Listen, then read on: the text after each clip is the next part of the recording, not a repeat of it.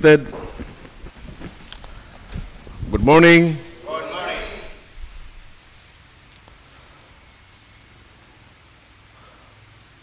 Whoever you are and wherever you are, there is always yoke to carry.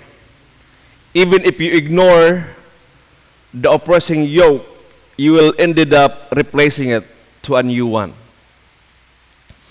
While we are in this world, there's always yoke to carry. The question is what and whose yoke you are carrying, or whose yoke you are carrying right now.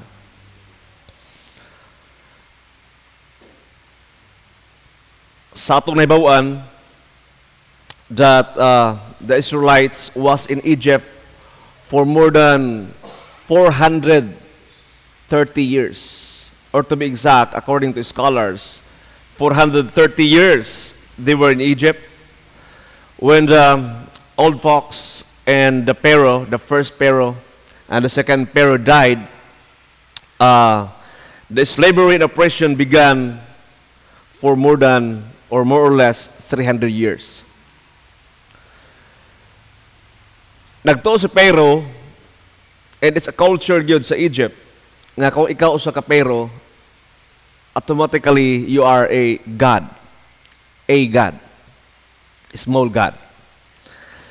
And Pharaoh want to be like not just mere god, but like a god of Hebrews, the God of Abraham, Isaac, and Jacob. So what he did was, he need true people for him to satisfy who he was.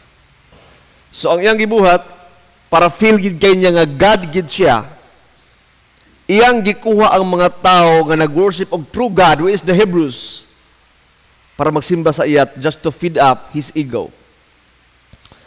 And so the oppression began. Then finally, after close to 300 years after oppression, God heard the cry of his people. And we all know how did God deal with Pharaoh and the Egyptians. And we all know how God brought his people out of Egypt. Our gospel reading this morning, after 1,500 years from the time of Moses to the time of Jesus, Jesus said to his people, "Come unto me, all of you who labor and are burdened, and I will give you rest."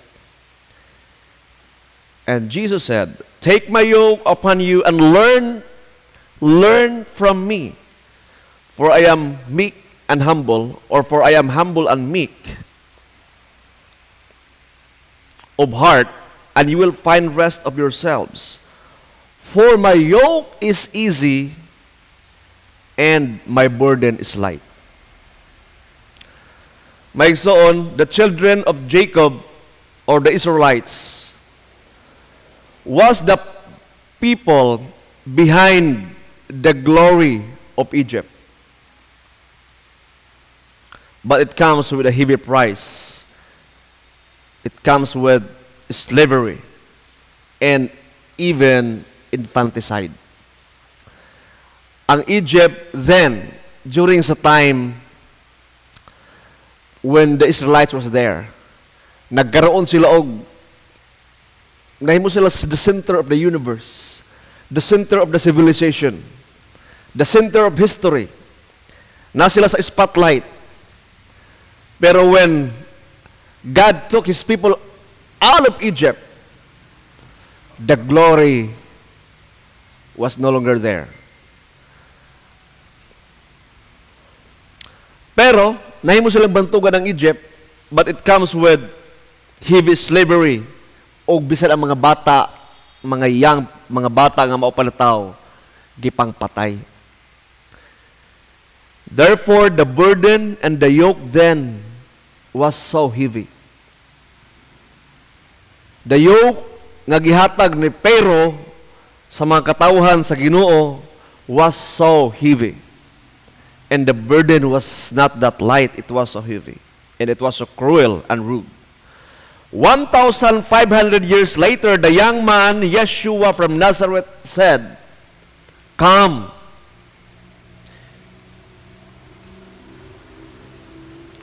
Iyon siya, if you still have a yoke, but this yoke, yang gi-offer, when he said, "Come unto me," I know that your forefathers was in Egypt, and the yoke was not easy, and it was so heavy.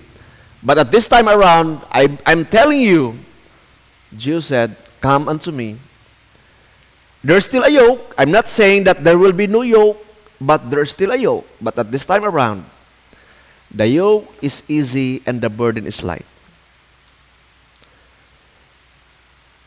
And you will find rest.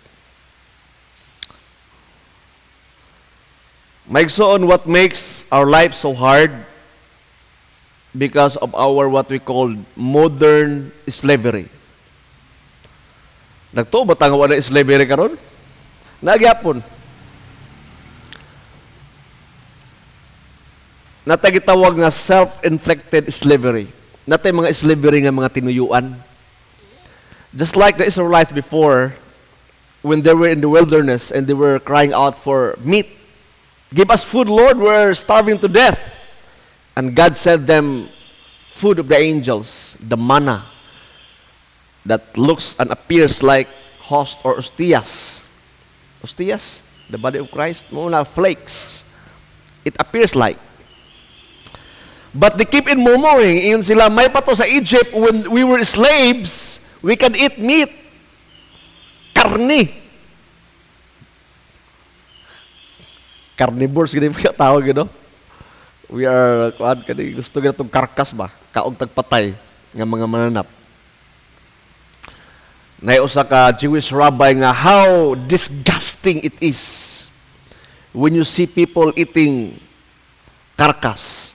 Di ba nila pwede kanunin mo ng baboy nga buhi or kardi nga buhi. I-slaughter mo ganyan mo para may mo siya patay, di ba? Mamatay siya, ayaw mo siya kanon lutoon. Unlike sa una nga ang tao kuno nga wala pa kuno nakasala, we eat the fruits that hangs on the trees. Limpyo kaayo, pero karon the crawling things, creatures nga atong ginakaon, how disgusting it is, mato niya. Just one of the observation. Pero the modern slavery we have today is too much ambition. We go to abroad, we leave our family, so that we can send Nike shoes, we can send dollars, we can send money, to the point of no longer infanticide, meaning wala na nato ipamatay atong mga anak gilabay sa Nile River.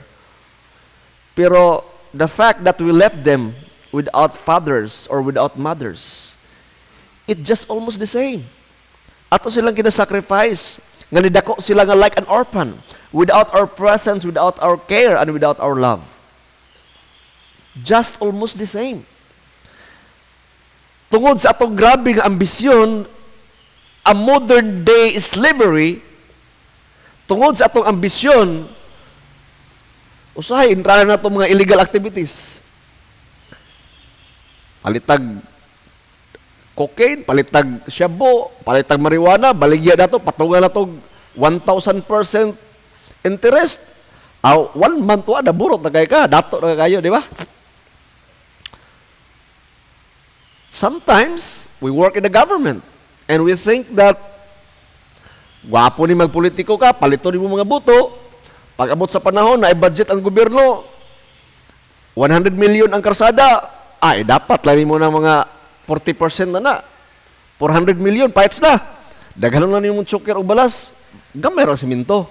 Parang mapicturan, paakin, sakto lang siya, mulong po lang siya 3 to 5 years. Corruption. Because of our ambition, and this is slavery. I'm not saying ambition is slavery, but too much to the point of sacrificing our children, sacrificing our spouses, our relationship. Number 2, self-inflicted slavery is this: living up other people's expectation. Kabalo ba kabaigsoon ang pinakaluoy nga tao nga nagpuyo nini nga planeta, nga nagpuyo ka wala sa expectation sa Ginoo, kundi li expectation sa laing tao. Unsa la ikasulti sa akong silingan, pobre naman kay mi. Unsa la ikasulti sa akong mga classmate. Naana sila mga balay, mga dato na sila karon. Karon pila na akong edad, nag-retire na, nahimo na akong senior, pero wa pa gyapon ko inani, wa pa gyapon ko inana. Ako mga higala, mga classmate, mga silingan, naka-abroad na. Naana sila mga balay, nga plaster na sila. Unsa la ikasulti sa akong paryente. Ay, nagpare-pare, magdikon-dikon man taon ko, nagsulod man ko na ning butangan eh. Living up according to other people's expectation. You are in bondage. You are enslaved. Maunang pinakadako kaayo because of what? Isa raman ang nagpaluyo na.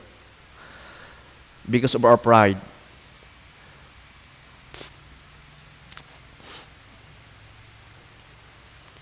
Pero unsay giingon ni Jesus Christ, take my yoke upon you and learn from me, for I am humble and meek.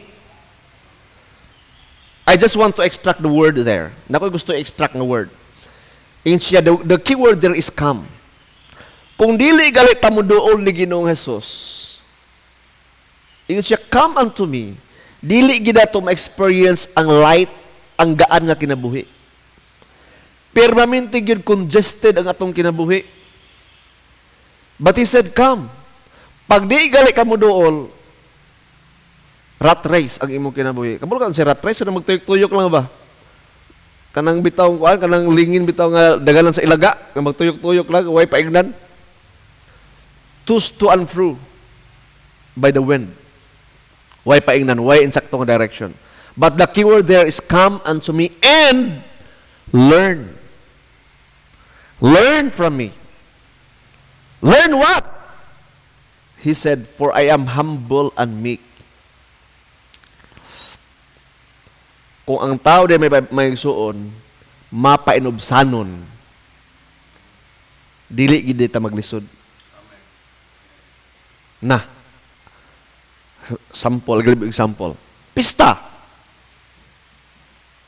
Kung saan na makaya nimo kung isar ka manok ra ihawa. Ngano mangutom may kag baboy ug baka nga di ba nimo kaya? Para lang gid ipaila nimo sa imong silingan, sa imong mga bisita nga si kinsa na ka. Kadumdo bishop ingon si agto ta dito kuan. Aw sigon lang sa naa. Kana lang naa. May suon, God is not asking anything from us that we do not have. Sigon lang sa naa. More man iyagyata sa ato. Kung ingon si Christ, if you just learn from me, be humble. Sigon lang sa naa di pagitagwa. Kay kung mangutang ka, manglisod gid ka. I mean, kung imong pugson ba, ipagawas nimo ang mga gwapo nga kortina, ipagawas nimo ang mahalod nga plato kay fiesta, okay man na. Pero kada mangutang ka kay para lang ipagkaon sa bisita o diya Sharon Cunita, may na mga bisita maya, di ba? Kada balutin mo ako, magbalot may na maya. So, mas short gid ka. That is why life is simple. Gitudloan kita ni Christ to live a simple life. Pero wasa ingon siya nga di ta mangandoy. Wasa siya ingon nga stop sa itong ambisyon. Tungod kay kung naka sa Ginoo, kana na sa imong kasing-kasing, hinatag na sa Ginoo, ayo dili ta angay masayop na. God will give you peace. Kung iya gina sa Ginoo, God will give you peace. So what is the key word? Come, learn from me, for I am humble and meek. In other words, have that humility. Take off your pride, and you will surely find your rest. Please stand.